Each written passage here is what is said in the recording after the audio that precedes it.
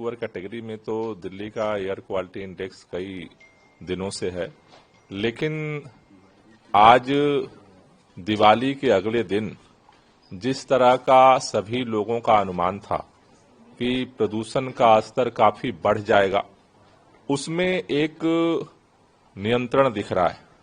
और मैं इसके लिए दिल्ली के सभी लोगों का, सभी विभागों का जो सामूहिक प्रयास रहा है, उसकी एक सफलता मानता हूं। मैं दिल्ली वालों को इसके लिए बधाई देना चाहता हूं कि उन्होंने एक जिम्मेदार नागरिक की तरह व्यवहार किया और पटाखों पर नियंत्रण करके प्रदूषण के स्तर में जो आज डर था कि काफी बढ़ोतरी होगी, उसको जो है कंट्रोल करने में सहयोग किया है। मैं ये निवेदन करना चाहता हूं दिल्ली के लोगों से कि जिस तरह से आपने पटाखे नहीं जलाए और दिए जलाकर दीपावली मनाई है, हमें उम्मीद है कि अगले साल तक जिन लोगों ने कुछ जगहों पे पटाखे जलाए, उनको भी हम इस बात को समझा पाएंगे कि खुशियां मनाने के साथ साथ बच्चों की, बूढ़ों की जिंदगी को भी बचाना जरूरी है। लेकिन चूंकि अगर हम कल का देखें, प्रदूषण का जो स्तर था AQI वो 330 था। अभी एक 30 पॉइंट्स का बढ़ोतरी देखी जा रही है। अभी सुबह का जो AQI है 360 है।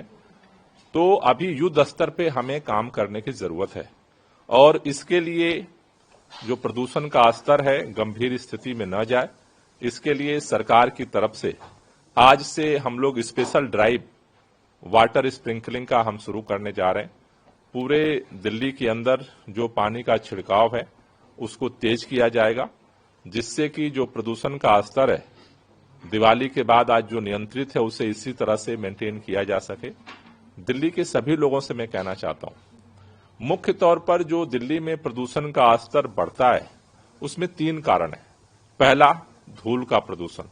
तो आपके आसपास कहीं भी अगर धूल उड़ती हुई दिख रही है तो आप हमें जरूर सूचित करें दिल्ली ग्रीन ऐप पर। दूसरा, गाड़ियों के धुएं का पोल्यूशन। आप कुछ नहीं कर सकते हैं तो एक बात आप जरूर करें, रेड लाइट कहीं भी आती है, गाड़ी का इंजन आप बंद कर दीजिए। उससे आप इस पूरी लड़ाई में आप सहयोगी बन सकते हैं। और तीसरा, आपके आसपास कहीं भी अगर कूड़ा जलता हुआ दिखता है, किसी तरह की आग दिखती है, तो वो भी हमें आप सूचित करें, जिससे कि हम लोग मिल करके दिल्ली की जो आबो हवा है, जो प्रदूषण का स्तर है, उसको गंभीर स्थिति में जाने से रोक सकें। सरकार आज से पहल तेज कर रही है, आपका भी हमें सहयोग मिलेगा। तो हमें भरोसा है कि जिस तरह से दिवाली के बाद आज प्रदूषण नियंत्रित करने में दिल्ली वाले सफल हुए हैं, उसी तरह से आगे भी हम सफल होंगे। सर, बैन के बावजूद भी कई जगह पे दिल्ली में पटाखे फोड़े गए हैं, क्या कहीं इम्प्लीमेंटेशन में देरी हुई है या नहीं हो पाया? देखिए, बहुत बड़े पैमाने पर लोगों ने पटाखे नहीं जलाए। ये इस बात की तरफ इंगित कर रहा है कि दिल्ली के लोगों की अब सोच बदल रही है।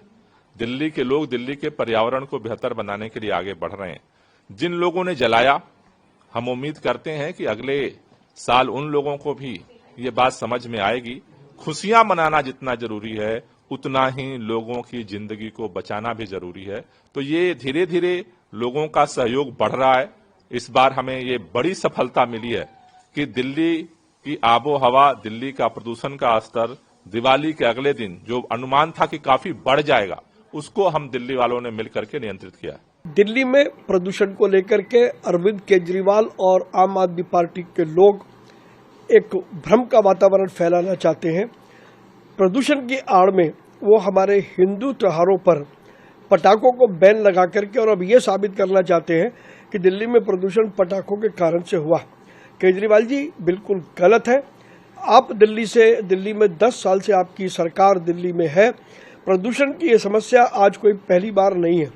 10 साल से दिल्ली प्रदूषण का दंश झेल रही है, लेकिन पिछले 10 सालों में आपने या आम आदमी पार्टी की सरकार ने ऐसे वो कौन से कदम उठाए जिससे प्रदूषण को रोका जा सके? क्या केवल पटाखों से ही प्रदूषण होता है?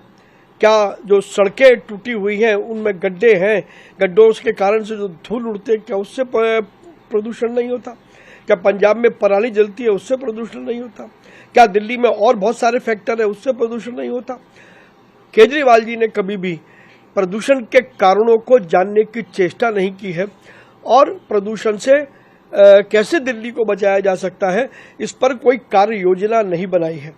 हर साल जब सर्दियां आती हैं और त्योहार आते हैं तो पटाखे बैन की बात कही जाती है। इसमें यह भी कहना बहुत जरूरी है कि माननीय सुप्रीम कोर्ट ने 1 साल पहले पटाखों पे बैन लगाने की बात कही थी, लेकिन पटाखों के एवज में ग्रीन क्रैकर्स डेवलप हुए, तो क्या दिल्ली में ब्लैंकेट बैन लगाना उचित था? क्या उसकी जगह पर हम ग्रीन क्रैकर्स का इस्तेमाल नहीं कर सकते थे? और अगर ग्रीन क्रैकर भी इसलिए अगर प्रदूषण फैलाते हैं तो फिर ग्रीन क्रैकर के डेवलपमेंट की क्या जरूरत है? बहुत सारे सवाल हैं जो अरविंद केजरीवाल और आम आदमी पार्टी उनसे बचना चाहती है, और ठीकरा भारतीय जनता पार्टी के सिर या हमारे हिंदू त्योहारों के सिर ठीकरा फोड़ना चाहती है। इस स्थिति को बर्दाश्त नहीं किया जाएगा।